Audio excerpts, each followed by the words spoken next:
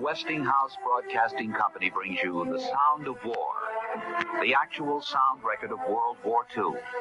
2,191 days from the time Hitler's Panzer divisions moved across the Polish borders to the ceremony of the Japanese surrender aboard the United States battleship Missouri in Tokyo Bay. World War II, the most terrible period of death and destruction in the long history of man. World War II, a drama preserved for all time through the medium of radio, an era never to be forgotten.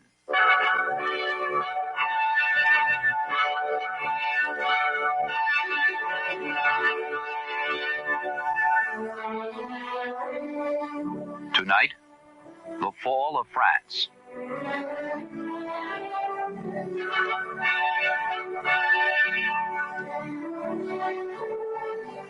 It is the morning of May 7th, 1940. In the House of Commons in London, Prime Minister Neville Chamberlain is making his opening remarks in a debate that will decide the fate of his government. 1 month earlier, British troops were outgeneraled and outmaneuvered when Germany made a surprise and successful invasion of Scandinavia. The Nazis invaded Denmark and Norway. A token expeditionary force was sent by Britain to Norway. They were defeated. Back in the home island, the Chamberlain government was set upon by friend and foe alike for their conduct of the war.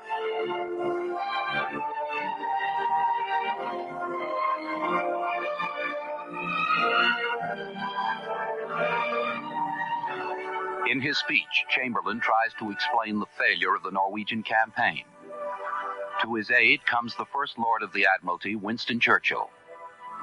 Says Churchill, "I take complete responsibility for everything that has been done by the Admiralty, and I take my share of the burden." When he finishes, the floor is taken by David Lloyd George, Great Britain's World War I leader and longtime enemy of Chamberlain. Said Lloyd George, "I do not think the First Lord was entirely responsible for all the things that happened in Norway." Then he faced Chamberlain and said, "You ask for the nation to perform sacrifice. I say solemnly that the Prime Minister would give an example of sacrifice by giving up his seals of office."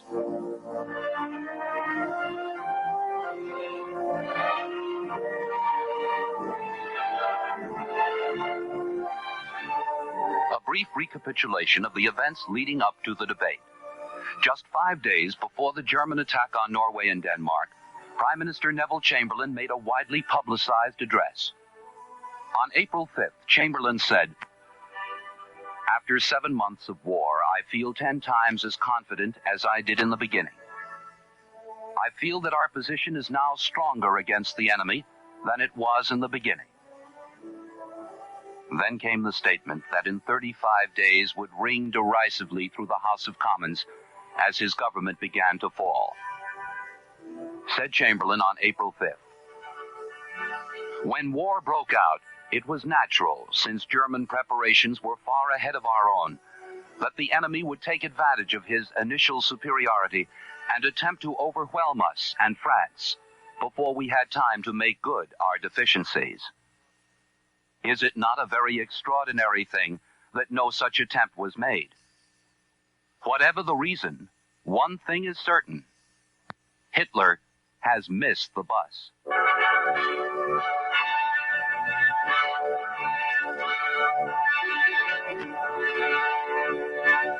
Now came the 4-day debate that saw the Chamberlain government tottering. Finally, on May 10th, 1940, Germany again was on the move. In one fantastic sweep, they invaded Belgium, Luxembourg, and Holland, and simultaneously smashed across the French borders. In Great Britain, Winston Churchill was asked to form a government. "I speak to you for the first time as Prime Minister in a solemn hour for the life of our country, of our empire, of our allies, and above all, of the cause of freedom. A tremendous battle is raging in France and Flanders. The Germans, by a remarkable combination of air bombing and heavily armored tanks, have broken through the French defenses north of the Maginot Line, and strong columns of their armored vehicles are ravaging the open country, which for the first day or two was without defenders. They have penetrated deeply and spread alarm and confusion in their tracks. Behind them there are now appearing infantry in lorries, and behind them again the large masses are moving forward.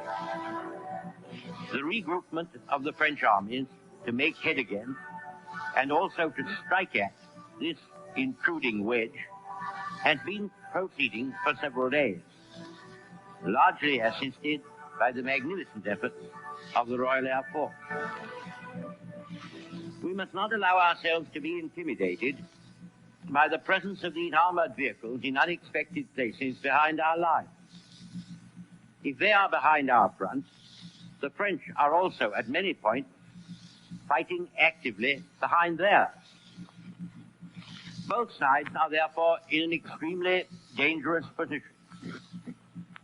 And if the French army and our own army are well handled, as I believe they will be, if the French retain that genius for recovery and counterattack for which they have so long been famous, and if the British Army shows the dogged endurance and solid fighting power of which there have been so many examples in the past, then a sudden transformation of the scene might spring into being. Having received His Majesty's commission, I have formed an administration of men and women of every party and of almost every point of view.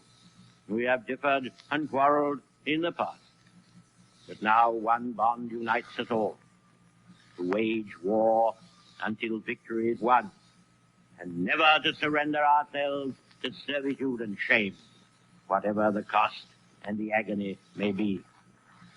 If this is one of the most awe-striking periods in the long history of France and Britain, it is also, beyond doubt, the most sublime. Side by side, unaided except by their kith and kin in the great dominions and by the wide empires which rest beneath their shield, side by side the British and French peoples have advanced to rescue not only Europe but mankind from the foulest and most soul-destroying tyranny which has ever darkened and stained the pages of history.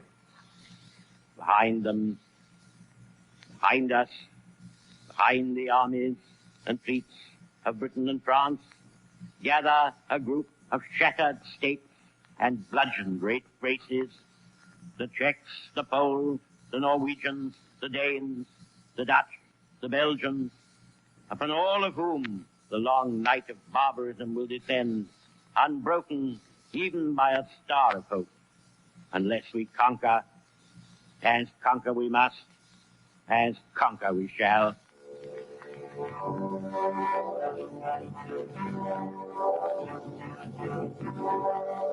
Now, in a little more than 9 months, the Chamberlain government had fallen, and the man of peace would see his dream shattered, and history would remember his declaration of war speech of September 3rd, 1939, when World War II officially began. I am speaking to you from the Cabinet Room at 10 Downing Street. This morning, the British ambassador in Berlin handed the German government a final note, stating that unless we heard from them by 11 o'clock, that they were prepared at once to withdraw their troops from Poland, a state of war would exist between us. I have to tell you now that no such undertaking has been received, and that consequently this country is at war with Germany. You can imagine what a bitter blow it is to me that all my long struggle to win peace has failed. Yet I cannot believe that there is anything more or anything different that I could have done and that would have been more successful. Up to the very last, it would have been quite possible to have arranged a peaceful and honorable settlement between Germany and Poland. But Hitler would not have it. He had evidently made up his mind to attack Poland, whatever happened. And although he now says he put forward reasonable proposals which were rejected by the Poles, that is not a true statement. The proposals were never shown to the Poles, nor to us. And though they were announced in the German broadcast on Thursday night, Hitler did not wait to hear comments on them, but ordered his troops to cross the Polish frontier the next morning. His action shows convincingly that there is no chance of expecting that this man will ever give up his practice of using force against his will. He can only be stopped by force. And we in France are today, in fulfillment of our obligations, going to the aid of Poland, who is so bravely resisting this wicked and unprovoked attack upon her people. We have a clear conscience. We have done all that any country could do to establish peace. But a situation in which no word given by Germany's ruler could be trusted, and no people or country could feel itself safe, had become intolerable. And now that we have resolved to finish it, I know that you will all play your part with calmness and courage. At such a moment as this, the assurances of support which we have received from the Empire are a source of profound encouragement to us. When I finish speaking, certain detailed announcements will be made on behalf of the government. Give these your close attention. Now, may God bless you all, and may He defend the right. For it is evil things that we shall be fighting against. Brute force, bad faith, injustice, oppression, and persecution. And against them I am certain that the right will prevail.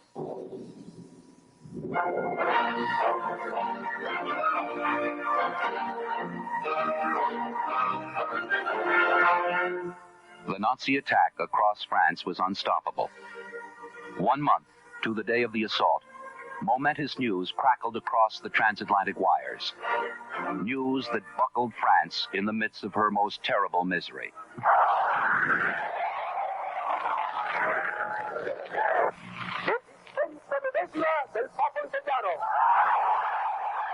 Mussolini began.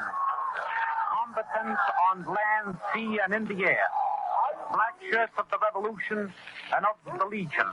Men and women of Italy, of the Empire, and of the Kingdom of Albania. Listen, a declaration of war has been given to the ambassadors. To the ambassadors of France and England.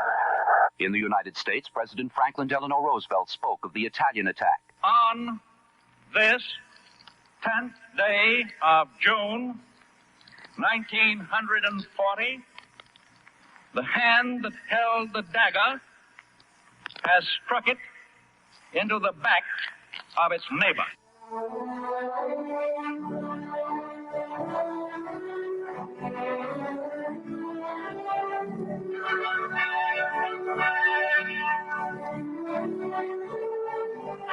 Italy had entered the war. Italy, traditional friend of Great Britain. Italy, an ally of the United States, Great Britain, and France in World War I. Italy, whose many sons crossed the ocean to become bulwarks of America's culture and civilization. Italy, a nation steeped in the lore of freedom. Italy, the nation that produced Garibaldi and Cavour. Italy, the nation that produced Mussolini. Italy was now at war with France and Great Britain.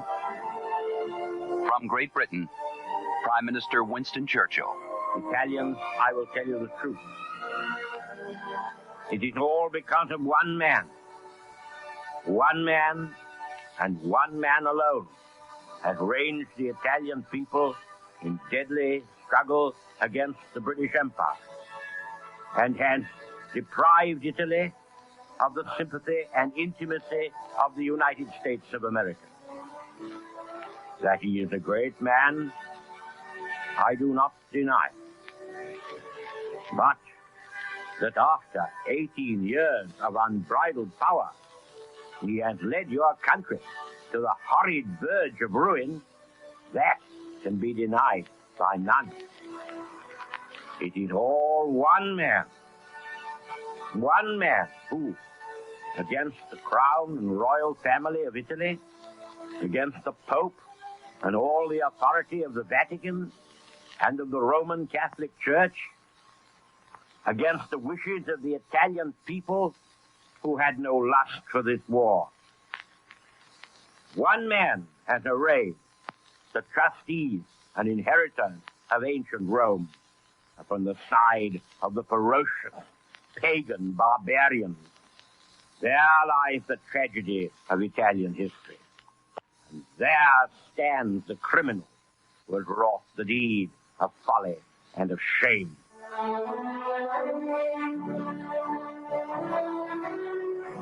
Also from Great Britain came a name that will live for all time: Charles de Gaulle. Moi, Général de Gaulle, j'entreprends ici, en Angleterre, cette tâche nationale. J'invite tous les militaires français des armées de terre, de mer et de l'air. J'invite les ingénieurs et les ouvriers. General de Gaulle is saying, I, General de Gaulle, undertake this national task here in England.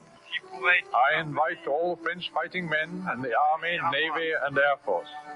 I invite French engineers and French munition workers who may be in British territory or who can contrive to get there to join me.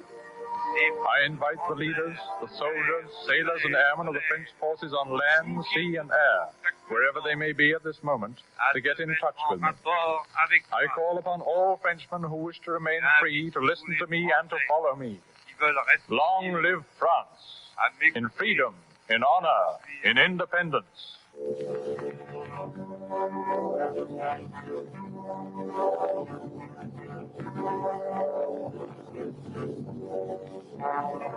It is June 21st, 1940, the place, the town of Compiègne, France. The situation, the signing of the peace between Germany and France. The place, a town 45 miles north of Paris, the town of Compiègne. Compiègne, the final humiliation of France. Compiègne, where on November 11th, 1918, Marshal Ferdinand Foch had directed the surrender terms to the Germans at the end of World War I. The scene was an almost unbelievable one. Compiègne would now become the surrender place of the French. From the relics of World War I, the Germans had gathered the same railway car used in 1918 for their surrender. It would be used in the surrender ceremony today. The French had built a museum near the surrender site. One monument to the days of 1918 read, "To the heroic soldiers of France, defenders of our country and of right, glorious liberators of Alsace-Lorraine." Another inscription of a monument read, "Here on the 11th of November, 1918, succumbed the criminal pride of the German Empire, vanquished by the free peoples which it tried to enslave." The proceedings took 27 minutes. An eyewitness to the ceremony. Hello, CBS. Hello, NBC.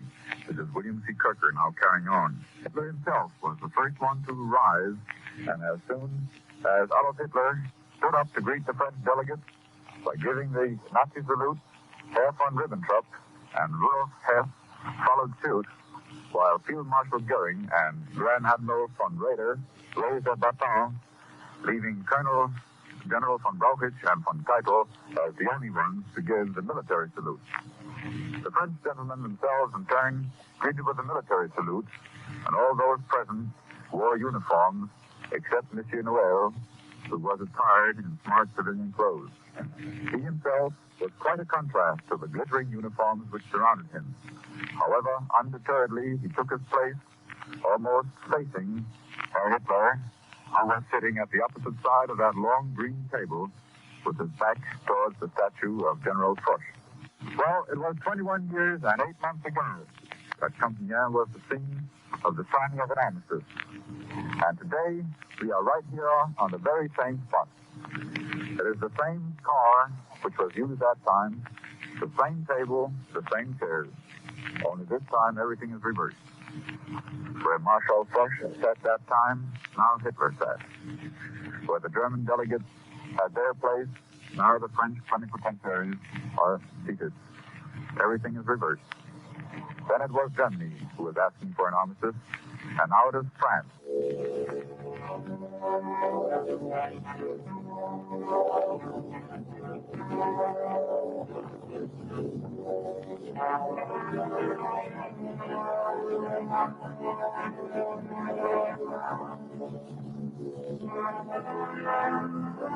Within 24 hours, the French signed the instrument of surrender.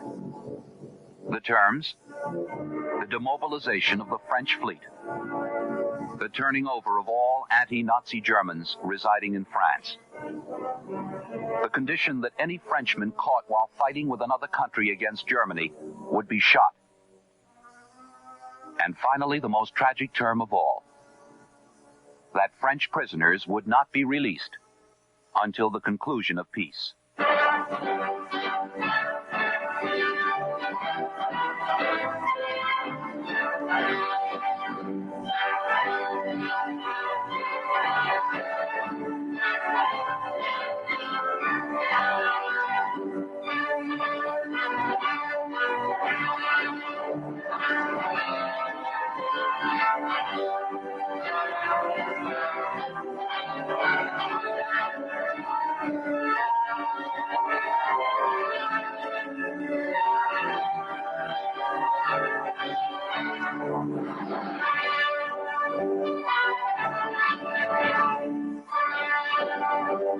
It is 4 years later.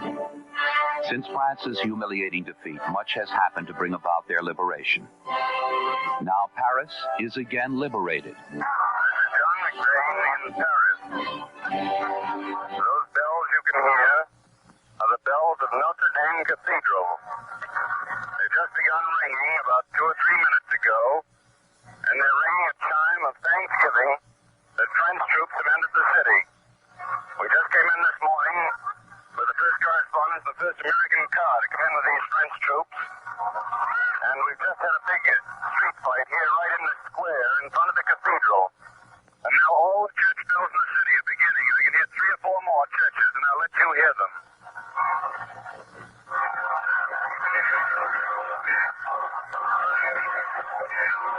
We've just had a big fight here in the square in front of Notre Dame, and we're all lying on our stomachs and hoping for the best, but we hope that's all over now, and that these bells that we hear are a sign that the last German resistance in Paris is cleaned up. Boys are ready for battle because most of them have been 4 years away from Paris, and you can touch how they're feeling when they come back and see their own folk again. The French boys are dressed in American uniform. They look like Americans, but when they open their mouths, the people know they're French. These bells are pealing out a chime of thanksgiving that after all these years, Paris is again free. When people found we were the first American car to come into the city, they overwhelmed us with kindness. They gave us wine, flowers, food, even gave us cigarettes, their French cigarettes. It cost them about $3 or $4 a packet. You can hear the crowd laugh here. Vous êtes content que nous sommes venus?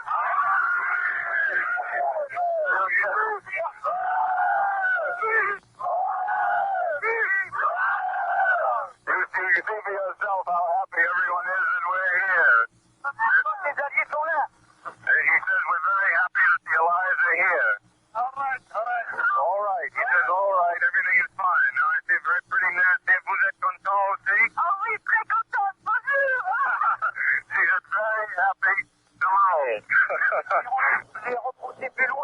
And he says, we hope that the Germans will be pushed farther back. So France has again returned to the family of nations.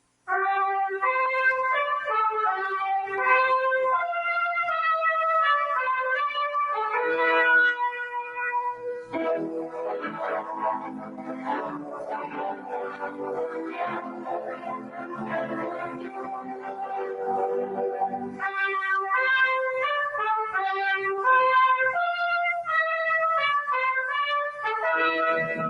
Westinghouse Broadcasting Company has brought you The Fall of France, the actual voices and sounds of some of the most dramatic moments of World War II.